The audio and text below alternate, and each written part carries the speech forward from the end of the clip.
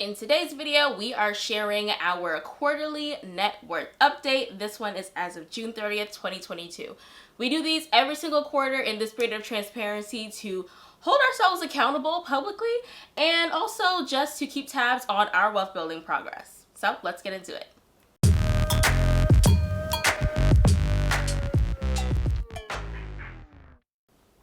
Hey wealth builders, welcome back to another episode of the Bemused. My name is Mishak. And I'm Akiva.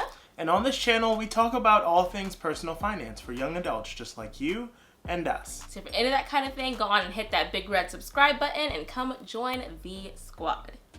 So let's get into this quarter's net worth update. And as usual, I will be looking down to reference numbers, so I apologize in advance. So let's start on the asset section of our balance sheet. So for cash, we see we have $73,149. Receivables, Kiva, tell us a little bit more about what that is. Is that like... Yeah, so we'll talk about this more too in the change in net worth section, but essentially this is money that my job owes me for various reasons, and we'll talk more about that in a second. Okay, so receivables at $2,246. Then liquid investments and retirement plans or accounts, and that is at $76,848. Then we have our home, $242,000, and that stays pretty much the same quarter after quarter. And last we have automobiles, and this is for 2 cars, and that's $11,370. So that brings our total assets to $405,613. So pretty good. Now let's talk about what we owe, the not so fun parts, the liabilities. So our first and largest liability now is our mortgage that currently stands at $223,227. A lot of twos in there this time. Credit cards, $4,125. Now, before anybody goes getting a heart attack, we have to say this every single quarter. No, we do not carry credit card debt. This is just what happened to be the current balance on all of our credit cards combined as of June 30th. We always pay our bills on time, in full, every month. We don't play that. And last but not least is student loans, which now stands at $72,925 as of June 30th. And we'll talk about why that's so exciting when we get to the change in net worth section. So that brings our total liabilities down to $300,277, which means if y'all could do some quick math, y'all, our net worth has officially crossed the 6-figure mark. Cue the confetti, cue the balloons. $105,336 is our combined net worth as of June 30th, 2022. So exciting. Now let's see how things stack up when we compare this quarter to last quarter.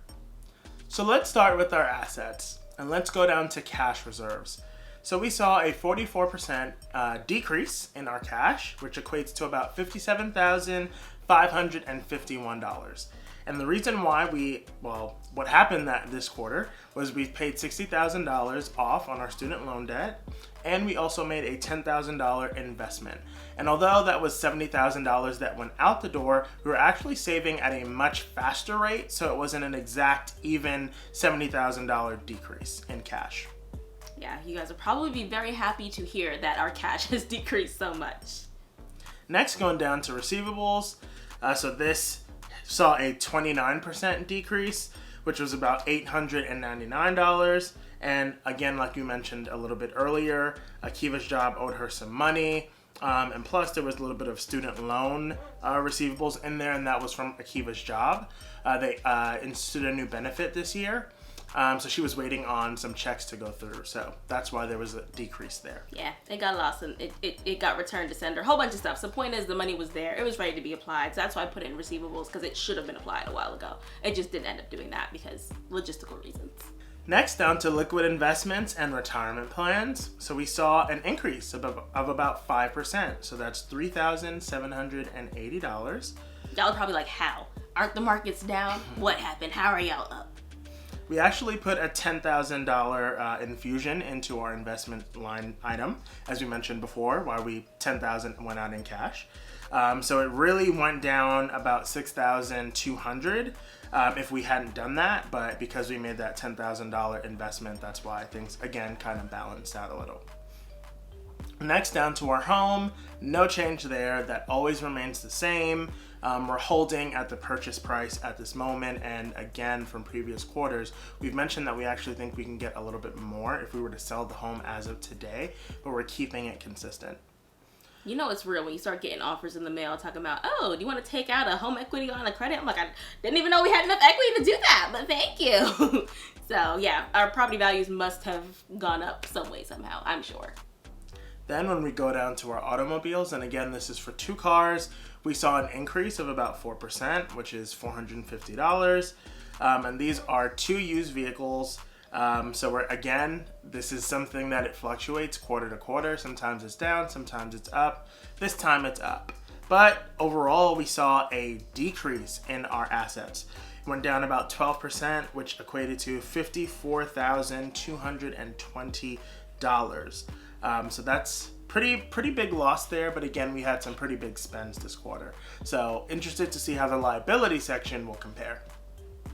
Yes, so our mortgage, as y'all know, we do not fast pay our mortgage. We just pay according to schedule. So every quarter we see this little 1% decrease. So same old here, nothing to really talk about.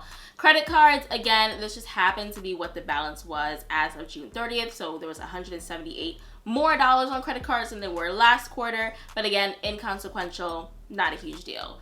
Taxes was something we had last quarter because we had a tax payment that we knew was coming but hadn't yet made. So we wanted to, back that out. We have since made that payment. So that is now removed from our change in net worth, from our balance sheet for this quarter. So that was like a $2,070 payment. And then last but not least, of course, where we see the biggest change is that huge student loan payment that we keep referencing. So our student loan balance went down from $133,492, now down to $72,925 because we made a payment totaling $60,567. So we basically cut our debt 45% in the past 3 months. Of course, this wasn't money that we just got in the last 3 months. We've been saving the whole pandemic, and just decided to make a big payment this quarter back in April. So all in all, our liabilities decreased $63,728. That is a total of 18%. And so net, when you put all the numbers together, our net worth increased this quarter by $9,508, which is an increase of 10%.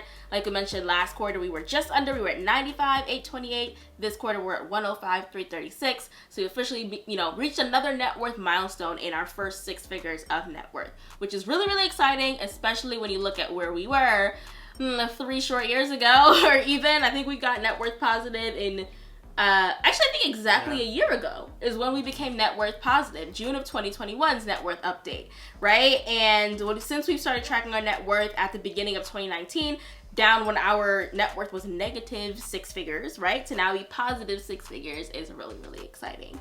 In 3.5 years, essentially, we went from negative 6 figures to positive 6 figures. So $200 and something odd thousand, $220, how much ever it is, in growth since then. So that's the situation. That's what we're working with.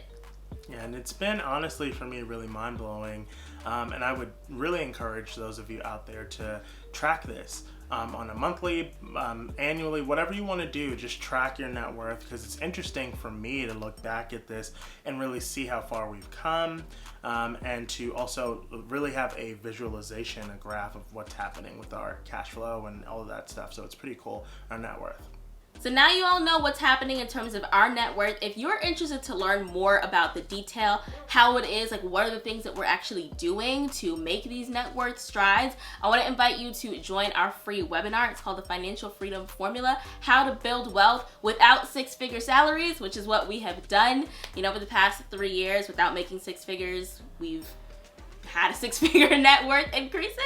And so if you want to learn all of those strategies, the link will be down in the description box below. I have a feeling you're really going to love it. Comment net worth down below if you plan on tracking your net worth or if you currently do so. Make sure to share this video with a friend, and make sure to hit the notification bell and subscribe so you never miss when we post new content just like this one. Thanks for watching, and we'll see you in the next one. Bye.